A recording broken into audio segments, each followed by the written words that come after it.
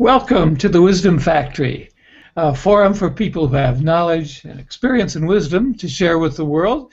And we, that's Heidi Hernlein here, my partner in all kinds of ways, and I'm Mark Davenport. We're in season 2 of what is all about wisdom technologies. This is episode number 7, I believe. The gap between hope and reality in American politics. And today we have invited Jeff Salzman, who is based in Boulder, the heart of American liberal culture, and he's going to be talking about one of his favorite subjects, which he goes over frequently on the Daily Evolver podcast, and that is American politics and how that illustrates the evolution of politics. Say first hi to Jeff. Oh, hi. hello, Jeff. Yes. Heidi. Hello, Mark. Hello, everybody.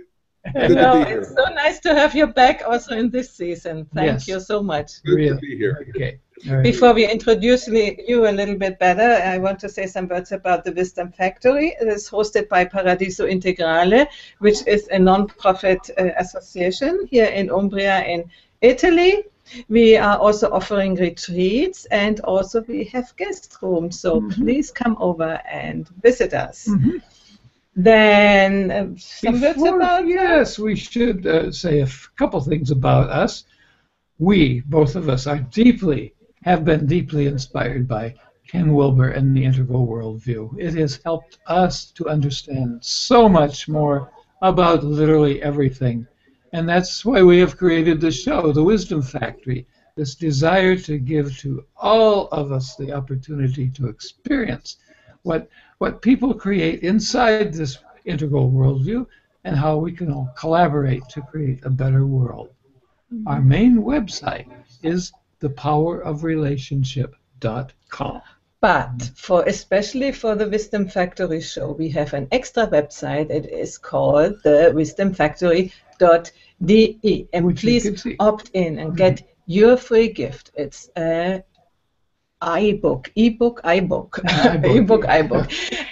about the first season we did, and it is very nice with pictures and with videos and everything. So please opt in and come to us. The other thing, subscribe to our newsletter, which you are doing by going to the Wisdom Factory.de. And please join our community here on Google+, where we want to go deeper into the topics we are discussing with our guests. Okay, and speaking of our guests, should we have some words about him now? Yes, and I wonder, I hear a little bit of an echo. If you can lower down your volume, Jeff, it would be good. Thank you. Okay. All right. Does that sound better? All right. We will see when we talk. Yeah. All right. I still Or hear. you can mute yourself while you are not talking. Okay. Yeah. Thank you. There we go. So, Jeff Salzman worked with the Ken Wilber for 3 years building the Integral Institute. He's co-founder of Career Track, one of the world's leading professional development companies. He was successful in that venture and is a longtime spiritual practitioner in many traditions. He has a master's degree in Indo-Tibetan Buddhism from Naropa University. He spent the last few years as a co-founder and lead teacher of Boulder Integral, now the Integral Center. These days he travels, teaches, and comments about current affairs on integral life and the Daily Evolver. You can find him on Twitter at Daily Evolver. Okay. Yeah, and we highly recommend to go there. Every week we watch his shows, and it's so inspirational and so helps me, you probably too, but especially me, to understand what is going on in the world and even in America. As you know, I'm not American, and so today I will give you, American, the lead in asking questions about politics. No, why don't we just allow you to ask all the dumb questions, then I won't have to. Okay. Okay, all right. Good. Okay. All right. There we go. And now... Wait, first before we talk, yeah. I want to acknowledge our guests who have already shown up. It's Mel, this is Richard. Oh, there's Nicholas. Hi, Nicholas, and hi, Cindy. And there are many others who said they would come, some of them in replay, like Marco Gorgoman and Candy from Tokyo, and Tim Janetix and Becky Babrock, and Doreen Foster, and Barbara Quick, and our Russian friend, Michai, I cannot read that. Anyway, thank you that you are watching, and please leave your comments, and Jeff will answer. Okay? Okay. Here we go. Well, now we have to talk to Jeff. Yeah. Oh, my goodness. Well, at this point, Jeff, you know, I'm not including me here in this particular we, but Europeans just kind of scratch their heads at what goes on with American politics. And first of all, they don't understand why there's so many super conservative people in America. And secondly, how come this country can move along when the government is virtually paralyzed and can't do anything? And I get tired of telling them why, so that's why we invited you to give that a shot. Well, yeah, there's when I talk about I'm hearing an echo. Is that okay? Or I will mute ourselves too, and when we talk, please mute yourself too. Yeah, okay. I'll see if I can figure out how. I guess it's up there, but I'll try it. But yes, there's I guess I could start a number of places, but maybe I'll just start with the point you made about how can we have so many conservative people here, especially compared to Western Europe, which is from an integral perspective, Western Europe is definitely at least a step or a half a step ahead of the United States in terms of sort of an orange-green center of gravity, at least among the power structures. And America is more of just an orange or a modernist with a big segment of the population that is traditionalist, or at the stage before that, which we often see as either amber is the color we use at Integral, or blue in spiral dynamics. And the reason for that is that America has, there's a couple reasons. One is that we were, it's like almost like an Enneagram type. Americans are populated, and our history is of people who were the most adventuresome people. From an Enneagram perspective, an 8 or a 3. These are the people who left everything they knew and came to America. And that is a sort of a psychographic of a don't touch me, keep your hands off of me, I'm independent. A lot of times they were the persecuted religious nuts from Europe that came to America, the Puritans and the people who weren't fitting in, the undesirables. So America has sort of a DNA, a cultural or an interior DNA that is very individualistic. And that's libertarian conservative. So that's just part of the basic psychographics of America. The other reason that we're not as developed as Western Europe is that we didn't live through World War II the way that you folks did. We experienced World War II as a victory. Most everybody in Europe experienced it as some form of a defeat. I mean, even the French and English who won it. There was still a sense that any idea of using warfare as a way of moving ahead was completely discredited after World War II. And that is an interesting thing. It's like, if you think of France and Germany, France and Germany have been at war for millennia until now. The idea of France and Germany declaring war on each other is laughable. And that's an astonishing developmental move forward. And that is how evolution works. I mean, evolution's a kind of a fancy word for people learn. You know, they see what works and what doesn't.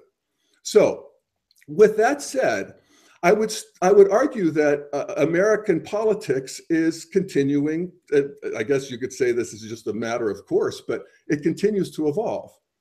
And even though our center of gravity is still lower than that of Western Europe, it still continues to evolve. There's more and more people, more and more traditionalists are moving into the modernist stage. More modernists are moving into postmodern stages. And we see this from an integral perspective. We can say that we could look at the quadrants, or we could look at first, second, and third person, or we could just keep it simple and say, let's look at how that's happening in the interiors of the culture and consciousness, and the exteriors in terms of the actual systems and laws and, you know, policies and that sort of thing. And in the interiors, there's been an enormous shift in American culture and American politics. The sexual revolution is basically won the day. I mean, the sexual revolution, of course, came in, this is also true in Europe, came in the 60s. And this was, you know, sex, drugs, and rock and roll. And that was, of course, an affront to the traditionalists. And for a long time, the culture wars in this country have been centered on things like single parenthood, extramarital sex, gays, homosexuals, a big flashpoint in this country. But also the war on drugs, the criminal justice system, even animal rights, religion itself. All of those are moving steadily and actually at a jaw-dropping pace, in my opinion, towards green. We now have, well, the Supreme Court is about to make gay marriage legal across the country. I think I suppose there's a chance they won't. They're going to come up with a decision here by the end of June. And everybody expects that that'll be what happens.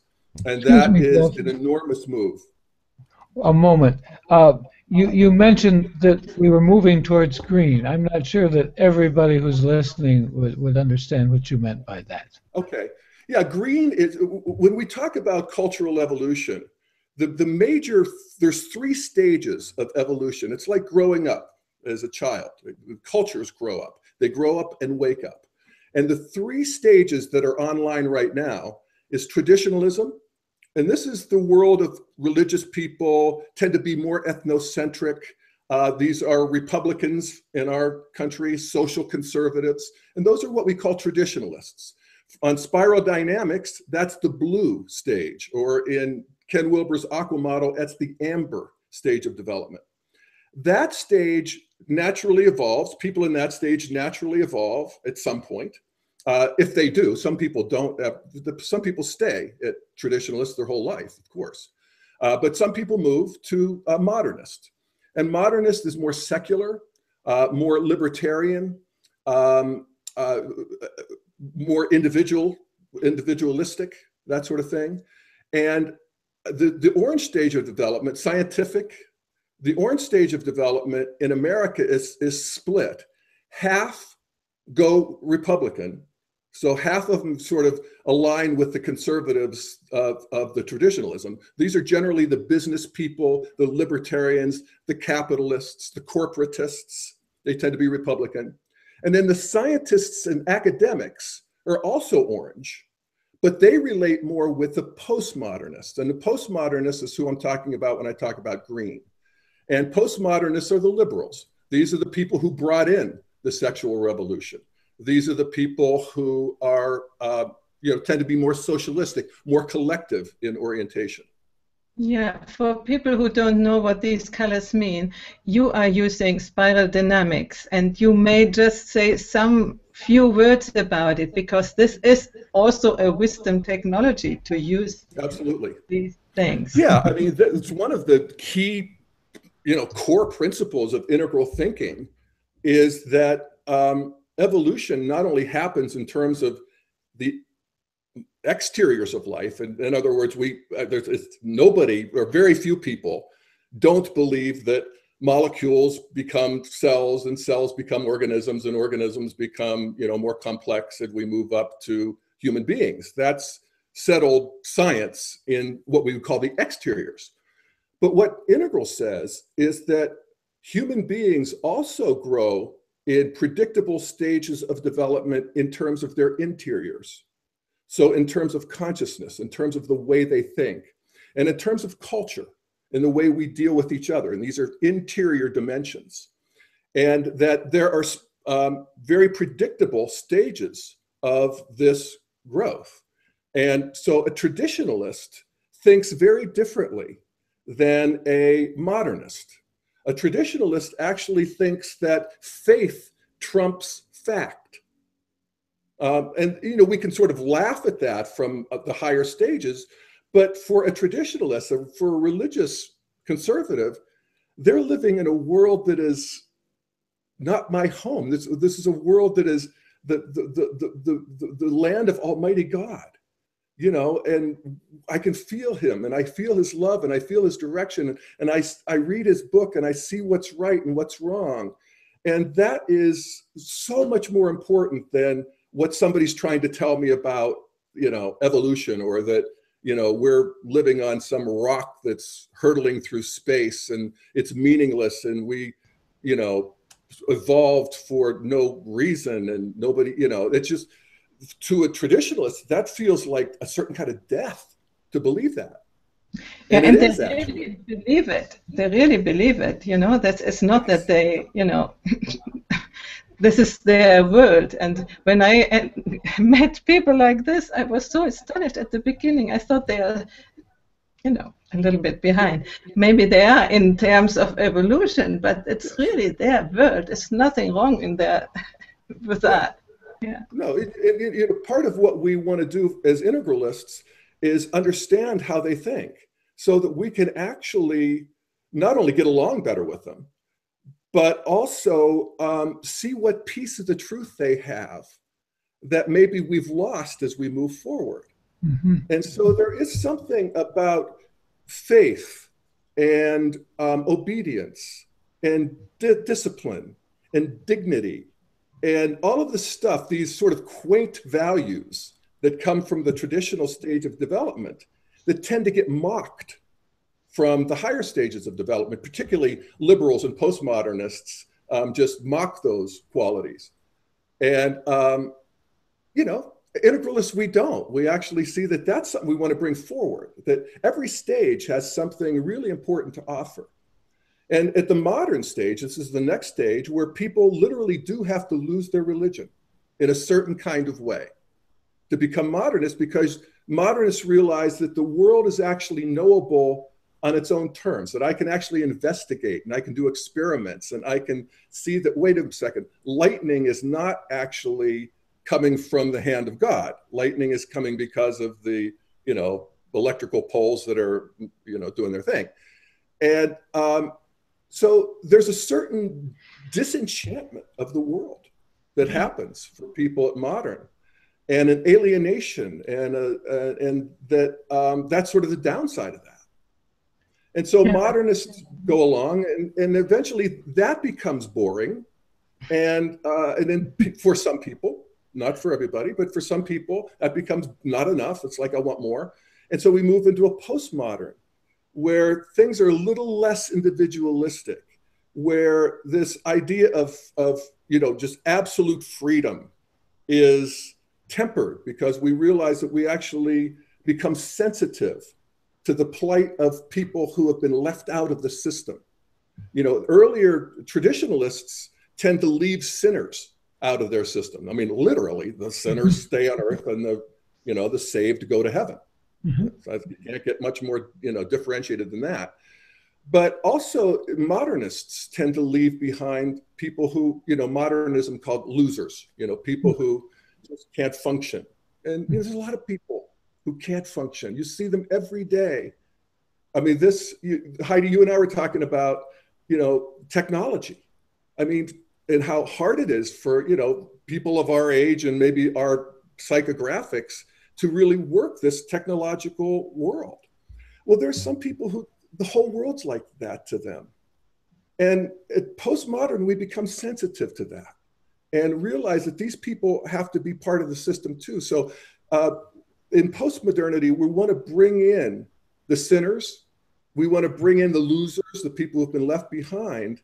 And that is an astonishing development of human consciousness.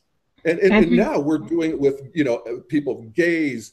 Bruce Jenner becomes Caitlyn Jenner, with animal rights, the whole thing. It's like fish. I mean, I've been publishing stuff on my website about how fish think and feel and have community and remember things. And people are responding to that because they get it. And that's moving into, this great sensitivity that comes online in green. Mm-hmm. And so I'm arguing that's happening. The conveyor belt is running, the idea that America is in some sort of gridlock and nothing's getting done, that's overstated. There's a certain truth to it that I can address that I actually think is being evolutionarily potent. But there's a lot getting done. And a lot of it's in the interior. It's just the attitude change. I mean, the election, we're about to go into a presidential election next year. It'll be next November, so a year and a half from now. And, the Republicans are, one of the things they're going to have to work out is how they relate to gay people and gay marriage. Because it was in 2004, the Republicans put all kinds of state issues on the ballot about gay people because they knew that it would bring people who were against gays out and in voting. And actually the gay marriage issue was a big winner for Republicans just 10 years ago. Yeah. It's completely the opposite now. That's an enormous shift in culture and consciousness. In fact, can I read a couple paragraphs of something I saw on Reddit? Reddit is this great integral community. Wait a minute. I first want to make you see a little bit of comments. Mel was very active in writing comments time ago, and he says, for instance, here, American politics is a whole different animal on itself as compared to the rest of the world. And then he says, we have an adversary system with winners and losers and have nots. And you have addressed this a little bit. And here, I think gay marriage will be legalized in the U.S. And then there was another one. Let me see. Can I read that? Yes, you can read that. Yes, Mel's final comment. I hear what you're saying about traditionalists, but I believe that not all religions are stuck in traditional ways of thinking as it pertains to being aloof to what is going on in the world. Just as I believe there are modernists who rely too heavily on science. I think a balancing of modern thought and traditional thinking can give us a more complete view of the world and our place in it. Yeah. Well, hallelujah. That's a very integral statement. And that's right. From an integral perspective, we can see that religion can survive modernity. In fact, one of the things that happens as people move into postmodernity is this scientific materialism no longer feels right. That life is meaningless, that there's that we're just sort of an accident of molecules getting together, just no longer feels like it's enough. And so there's a religion that moves forward in postmodernity, and integral's the stage next beyond postmodern, by the way. That's when we talk about integral consciousness. We're talking about at an integral stage of development, you actually want to get the best of all previous stages. So you want to have this, sensitivity and inclusion that comes at green. You want to have this sort of hard scientific test for truth claims that come in from modernity. You want to have, like I was talking about, faith, obedience, discipline, honor, these things that come at the traditional stage. And then there's the earlier stages. the warrior stage, which is the one that's before traditionalism. And that's a fierce, ability to fight and, take action. And then the stage before that is tribal, and that has a magic to it. We want all of that. All of those come back online. We talk about the first stages of development tend to be at war with each other. Liberals don't like conservatives, modernists, religious people, seculars, everybody's at odds. When we get to tradition, when we get to integral, all those wars begin to stop. We actually see that there's a big piece of the truth in the magical tribal stage, in the, fierce red stage, in the, on up. Okay, hi Jeff, what's your opinion on how we can wake up green thinkers to understand the damage done by open door immigration, vilification of national identity, and willful enabling of Islamic fascism? That's Nicholas. Yep. Yeah, well, that's that view in this country we would see as being the conservative view, and there's a piece of the truth to all of it. We can't have open door immigration. No country can. And that actually, there's part of that Green sort of goes, there's so many people that would like to be here that, are suffering and so forth. But, that can't just be a willy-nilly open door. We do have to be able to differentiate what is a fascist anything. Islamic fascism absolutely exists, and it is on the rise in certain parts of the world. But we make a differentiation because we can see that every religion, the stuff that ISIS is doing in the Middle East is the stuff that Christians were doing in the 15th and 16th century in Europe. Burning witches, beheading people, hanging people on a spike. That's actually developmental. It's not religious. That stage at the red stage of development, that's what people do. That's actually how people organize and civilize themselves. And it's the strangest thing to try to wrap your head around. But that fear, because there's no laws at that point. There's no police. I mean, the way you organize society is you have an honor system, and you have a right and wrong, and you have, horrible punishments, public. So you keep people in a state of fear. That's red. And that's happening. There's a regression happening in the Middle East. And, we have to acknowledge that. So anyway, and Green's job is to, actually Integral's job is to bring a lot of that stuff that Green finds repulsive, calling people fascists, calling people anything, making moral judgments is very difficult for Green. They don't like doing that. It feels like they're going back to, an unhealthy traditionalism. Yeah. Mm-hmm. Okay. Yeah. Okay, let's bring up this comment. Do you want to read it? Brian McConnell, who's a well-known integral person, says, rather than framing evolutionary development in terms of structure stages, that is, red, blue, or amber, orange, and green, etc., I believe spirituality and subsequently geopolitics is a grand movement towards human liberation. As Ken Wilber notes, although our history has been typified by systems of dominance, slavery, and repression, I wonder how we begin to affect this sort of change in global civil society. So that's another wrinkle on things here.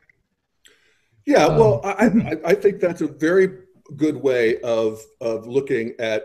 I don't think the structure stages and the idea of liberation are exclusive, really, in any way. It's just how we slice and dice it and look at it and see how the things sort of coagulate at different stages. But yeah, it's absolutely a movement towards human liberation. Evolution is in general, and part of it is, and I always love how Ken explains this too, is that evolution is, particularly the evolution of consciousness, is just the evolution of what we're able to see and take into account. So as we grow up, you know, we could see our mommy and we can see our daddy and we can see our family, and then we go to school and we see bigger, and then we, you know, our town and our country, and that's happening in terms of culture too, and evolution. As we move up the stages, we move from an egocentric view to an ethnocentric view, to a nation-centric view, to a world-centric view. And actually, we move beyond that to a cosmocentric view. And that's actually just distinctions of what we're able to see and take into account. And when we see something, we're able to care about it. And we care about something, we're able to be motivated to do something about it. And so more and more people are becoming world-centric. Global warming is an example of that. People who aren't world-centric literally can't see global warming. It's annoying for you to talk about it because they don't have a world-centric view. But as they do, you know, people don't have any problem cleaning up their own world, their own piece of the world. We see that happening everywhere. In fact, it's so fascinating to me when I traveled in India. It was about probably 20 years ago now. You know, people would be pooping off the side of the street. And, you know, there's filth and poverty everywhere. But the people who were out, they all had perfectly, they wore perfectly clean clothes, white shirts. Everything was pressed. The pants were creased. Their hair was cut. They kept themselves impeccable as they walked around the, you know, filth of these cities. It was just astonishing to me. And that's, you know, that circle continues to get bigger. And so, you know, we have in our country in the 60s and 70s, we had the awakening of clean air and clean water. And we've made enormous progress in terms of health and cleaning up the environment. In terms of national policy, still a ways to go. But world-centric, you know, that there's a finite nature to the planet, that only makes sense to people who are world-centric and above. So, you know, that's another way of looking at this whole developmental move. What I personally find important that we really, I say it again, acknowledge that people who are having these views are not stupid and they are not wrong. It's only that they have the limited view. And now the question, what I would have, what can we do who have a, let's say, a more evolved view? Yes, that's us. Yeah. What can we do to help people to see more and to collaborate, to work on, you know, on a better world, on creating a better world? Yeah, well, I think part of it is we can, one of the things that happens as people move from what we call the first tier of developmental stages to the second tier, and green is the top, postmodernity is the top of what we call the first tier, and the movement in this integral is the beginning of the second tier. One of the things that happens there is that we begin to see evolution. We see the evolution of the interiors. We see that this whole story of history actually apparently was supposed to be there.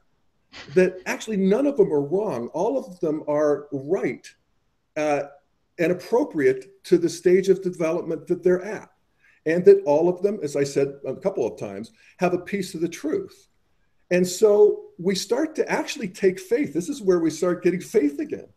We take faith in the system because we see that the system has moved from egocentric to ethnocentric to world-centric, and the system has become more and more benign and more decent and moving towards goodness, truth, and beauty at every stage of the game. And so one of the things that even the developmental psychologists, and Claire Graves being foremost among them, the guy who did the research that kicked off spiral dynamics, is that there's a radical diminishment of fear as people move into second tier. And all first tier memes have some sense of human beings have fucked this up. And we've driven the bus into the ditch and we've gone terribly wrong. It's a fall from paradise story at every stage of first tier memes. Every one of them has one. At second tier, we realized that, wait a second, this is, to use a title of one of my favorite of Ken Wilber's books, we've come up from Eden. We haven't fallen from Eden. We're actually coming out of the swamps here. And so there's a different orientation that comes online for integralists when we're no longer fear-driven. We certainly, we have a certain faith in the system. We have a faith, I think you mentioned it a minute ago, Heidi, that you can see that human beings have made, we used to eat each other. Cannibalism was what you did. No more, no cannibalism. I need to interrupt, Jeff. I need to interrupt for bringing you from cannibalism back to politics, because yes, okay. I think you began to say some time ago how politics was changing in the U.S. just in this presidential election. How do we see this evolution working in the here and now, and what the candidates are saying, how the parties are positioning themselves, etc. Well, it's also in the exteriors. If we look at the economy, look at war and peace, look at the criminal justice system, these are also have moved radically to the left or to the more progressive. There are, I think there's going to be 20 candidates for the Republican nomination. There are maybe 2 who recommend that America get put boots on the ground, so to speak, in the Middle East, where we go back with another 20, 30, 40,000 troops. Nobody thinks that anymore. That was, most people thought that 15 years ago. That's an enormous change. Now, the Republicans will complain about Obama doing essentially what they would do themselves or some version of it. But there's nobody, even on the right, who credibly advocates a military solution. And if they did, they have no chance of being elected. That's an enormous change in American politics.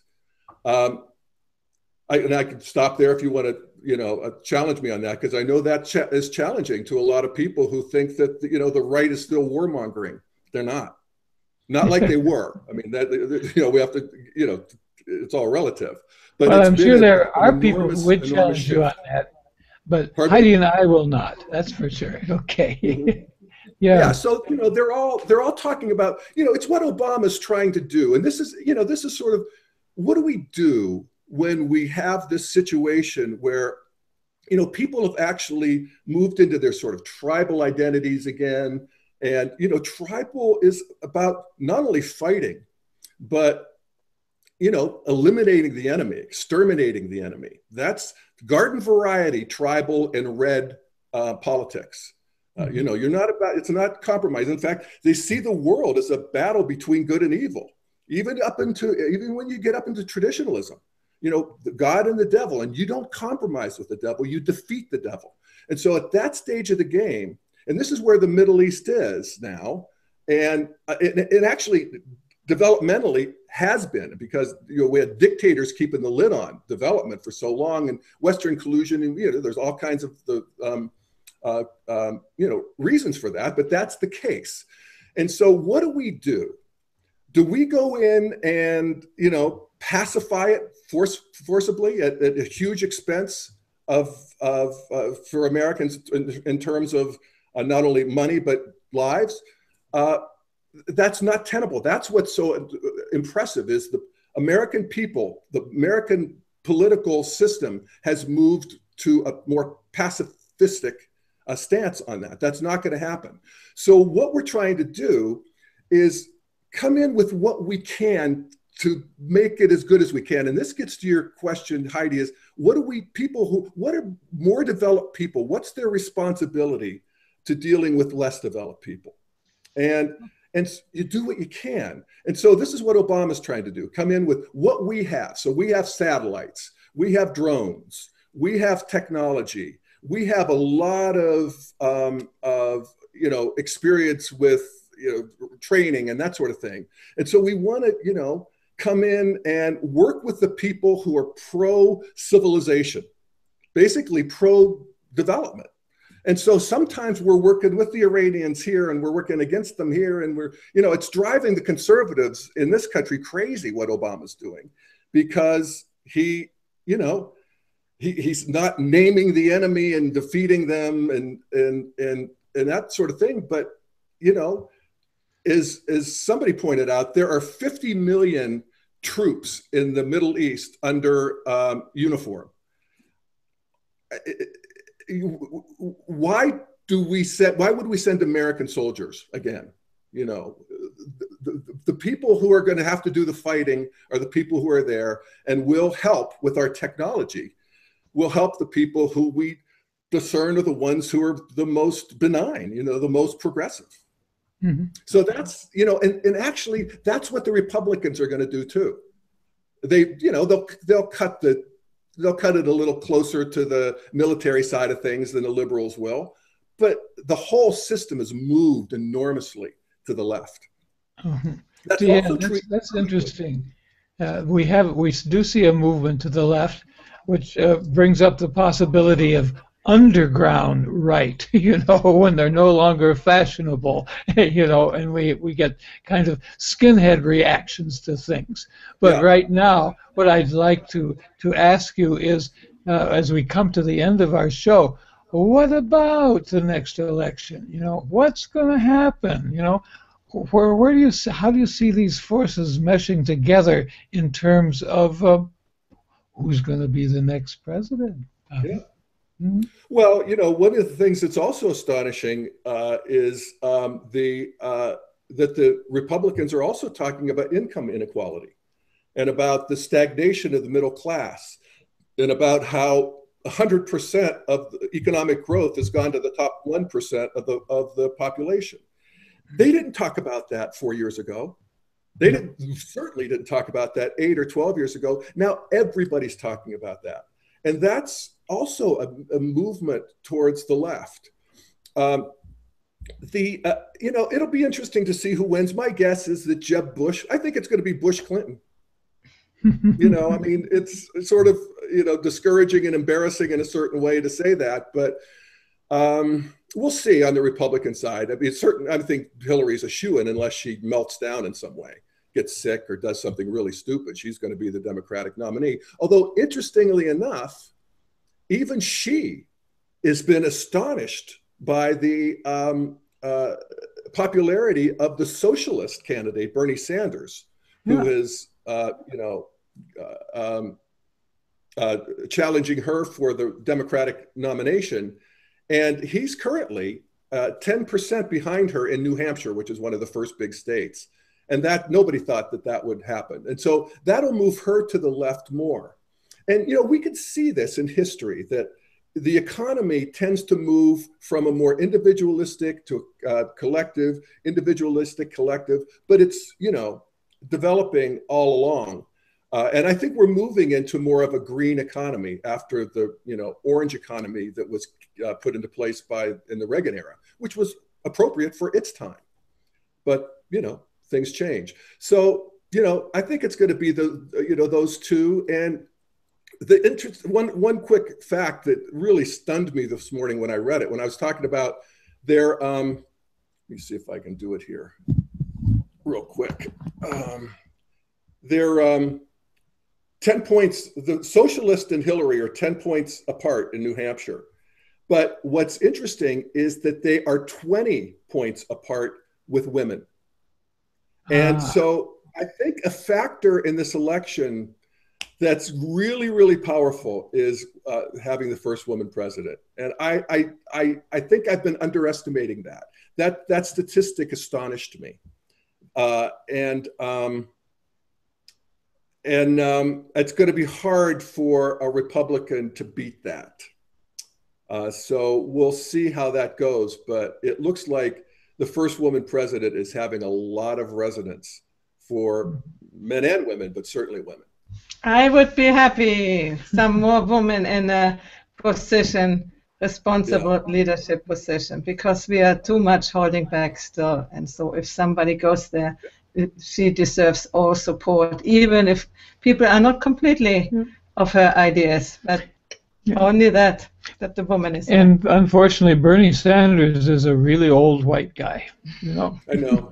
Yeah, and he looks it too. I mean, he's not glamorous at all. No. But God bless him. He's clear, and he's a self. You don't use the word socialism in this country, but he does. He calls himself a socialist, and he's been elected year after year. So it's interesting. As a senator, yeah. So we have still some comments from Kim Armstrong. Hi, Kim. Interesting conversation. Sorry, I have to duck out early. Okay, she will catch up. It's good. And then there is who is a neighbor here. Yeah, helping with drones and technology. Why does America need to help? Anybody than themselves? Anybody but themselves. But themselves. Yeah. Excuse me. Yeah. Well, that's an interesting question. And there's certainly people in this country, and I'm sympathetic, that says, let's just get out of there. Let them do their thing. And so what that means, I mean, just as a moral dilemma, what that means then is that we have a conflagration in the Middle East where these people who are operating at red-blue, so they're operating at a sort of a warrior traditional stage of development, where total victory, eliminate the enemy, and we have to watch. So do you want to watch that? Or do you want to do what you can to, in the most humane ways, and there's more or less humane ways of conducting war. And we can, sort of just be absolutistic about it and say, nope, we're not doing that anymore. And watch the consequences, because they ain't going to be pretty. Or we can get in there and do what we can to make it more humane. That's why. Mm-hmm. Okay. That was an integral point of view. Indeed, discretion to know how to pick and choose when to fight, for example. That's right. That's right. And sometimes interfering makes things worse. I think we saw that in 2000, or actually 2003. I don't think anybody in this country thinks that it was a good idea to go into Iraq in the first place. So but we did. And so there's a case where we shouldn't have. But now with, all of the forces unleashed, it's morally wrong to not do what you can to make it as, humane as possible. And it seems to be inevitable that there's going to be war there for some time to come. Although I'm not one who thinks that war breeds war. And, sometimes look at Germany, but look at Western Europe. Sometimes war cures war, And I think that when you look at the millennials in the Middle East, the younger people, and the rule of thumb is that half of the people in the Middle East are under 30. And these people, from people I know who go there, talk to them, you see them on the internet and so forth, they're over it. They're tired of this war, this endless war. And I don't think it's going to go on forever, but it's going to go on for a while. So. Okay. So we are sort of at the end, but before we thank you very much, I would like to talk a little bit about what you can see up here. There are two links which we ask our watchers to click on. One is the link from iAwake Technology, where we can, with audio tracks, influence our brain activity, and where we can learn a lot of things, to have less stress and be better in meditation. And it's approved for many years now. And I think, Jeff, you have done it too. I have done it too. So this is one thing. And the other thing, an exciting thing, when we have finished our second season, we will offer a free event series with Lawrence Gold. It is sort of a beta testing group, and we invite you to opt in. The link is up here. It is, bit.ly, http://bit.ly/wisdomgold. You can opt in, and then you can be part of this very, very, very powerful processes which Lawrence Gold has created out of his knowledge of Ken Wilber of Integral, but he has integrated it in something which is called somatic education. Yes, I'm sorry. But in fact, it is working on your mind in a different way. We have tried it out several times, and we will have another episode inside the Wisdom Factory Season 2 in 2 weeks, in 1 week. 1 week. Excuse me, next week. But if you want to be part of it and be coached through processes, if this is all problems which you are encountering in your life, and which so far you couldn't resolve, please opt in, and then we will invite you to this free course. We haven't used that on our memory yet, though, have we? Yes, and the newsletter goes out tomorrow for who has opted in the wisdomfactory.de.